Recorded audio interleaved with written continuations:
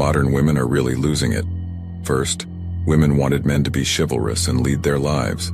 When men did that, they started calling for their freedom. Then came feminism. Women started getting equal opportunities in employment and had the chance to be able to split the bill 50-50. They had a problem with that too. Then they wanted equality, but then had issues doing the same jobs that men did. When men got tired of them and started rejecting them, they started complaining about why there are no good men out there, all the while rejecting men left, right, and center. And when men started traveling abroad for peace and to hopefully find decent women, these women totally lost it. It seems to me that there's nothing that can make modern women happy. The whole Passport Bros movement is a direct result of women not appreciating the men who are around them. Men are now tired of being with modern women and handling their delusions. What's a brother got to do around here to make a Western woman happy? Nothing, it seems. Typical American or Western women feel they are entitled to certain things. They want the red carpet rolled out for them every day. They want us to understand that no can mean yes. No can also mean not yet. And yes can always mean no. If we make even one mistake, we'll be branded as cowards. And ladies don't appreciate cowardly guys. That is terrible news since it means the woman is dead and gone. Any misstep could lead to accusations of assault. Although some American men have figured it out, the vast majority have given up and gone on to simpler pastimes, such as dating women from other nations. Because of their lack of economic security, women in developing nations rarely display entitlement as the women in the West do. When they do, they become completely devoted to their new leader, yearning for his company and support in every way possible. Women in these countries aren't embracing womanism because of economic limitations. In their culture, men have not provided equal rights and opportunities for women, and neither has society allowed women the option to choose to be feminists. In their most fundamental form, men just want to feel appreciated. There is now completely zero appreciation for women. They believe they are entitled to a certain level of consideration simply because they are female. I can't remember the last time I did something good for a woman and she thanked me for it. My counsel to men has always been to follow their own paths. Either embrace your individuality or learn to fit in where you are needed. I wonder if American women, assuming largely white middle-class women, have migrated toward interracial experimentation in the same manner that American males have over the years. I hear more about Western women's tourism to Black Africa and the Caribbean than to Latin America or Asia looking for physical intimacy. The Passport Brothers community has been in existence for a while. It even dates before the advent of YouTube and social media.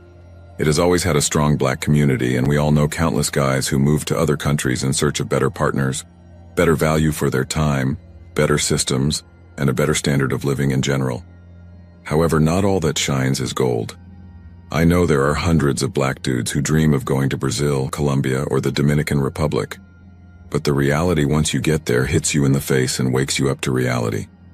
Sure, you might have known someone who went there and is now living a life we all want to live. But have you ever thought about the process? There's so much to it. You have to get a visa for most countries, and then you have to make sure there's safe accommodation that can live up to your standard of living. Once you're there, you have to take care of the paperwork. You might have a language barrier. You might not get the food you're used to, and you might not even find decent work. Sure, you might get a nice woman who's interested in you and not interested in the color of your passport, but that's very rare. If you do find someone like that, congratulations. But you will still have to face the rest of the problems that everybody else faces, such as lack of security, more pollution, a corrupt police and justice system, and people trying to exploit you all the time. So, when you hear about a woman being submissive in the West, people lose their minds and call it oppression, when in fact it is a woman who's agreeing to specific values expected from her, and what she expects from her man. Another thing that Western society gets wrong about Eastern culture is that since the woman is submissive, the man must be a tyrant and oppressive.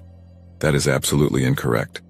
If a woman is being submissive, believe me, she's only being submissive because her man makes sure he provides for her, gets her the food she wants, makes sure she has money in her bank account, makes sure she has everything she needs to go about her day, including a car, and that she always has help around the house. It's a huge responsibility that Eastern men take on. Frankly speaking, Eastern women agree to be submissive to Western men because they know the Western man can actually afford her being submissive, because having a submissive Eastern woman isn't free. She does that because it creates the perfect balance between a man and a woman. He leads, she nurtures, he protects. She gives love and warmth. And honestly, that is what an empowered woman really is like. I think the West still has a lot to learn from the East, but will only do so if it gets off its high horse. It really doesn't make sense for modern Western women to be upset at passport bros, or to be fixated on them like they currently are. Men will go wherever they get respect. Right now, they don't get that from modern women in the West. Being upset at these men isn't going to solve a single thing. Modern need introspection and self-reflection more than anything else, and respect the men around them if they don't want them to leave. The only reason these women are mad at the passport bros is because men are standing up saying, "You're not all that we've got. We've got a number of women to choose from worldwide, so we haven't got to tolerate your argumentative, arrogant selves anymore." Secondly, for the anti-passport bro, women to say these women from these other countries are naive, vulnerable, and in impoverished circumstances is very low for them to stereotype these women, when in fact it is not the case. Lastly, the anti-passport bro brigade is just angry that their dating options are becoming narrower. They won't have a lot of men to reject, and that doesn't go well with polishing their egos. They say that a smart fisherman always looks elsewhere whenever the pool of fish they normally fish in isn't any good, especially with the possibility of getting better fish elsewhere. Therefore, those that don't are pretty much settling for less with whatever is available. Never stop broadening your horizons, and don't limit yourself to these modern women in the West. A lot of American women in their early 20s can barely operate a microwave, and they're calling those Eastern women undedicated. I've seen one American woman aged 23 ruin a cup o' noodle, and another aged 24 try and make chicken. It was burned on the outside and raw on the inside. Look up "Streamer cooks up a small fire." This is a grown woman, educated with her fancy engineering degree, born and raised in America.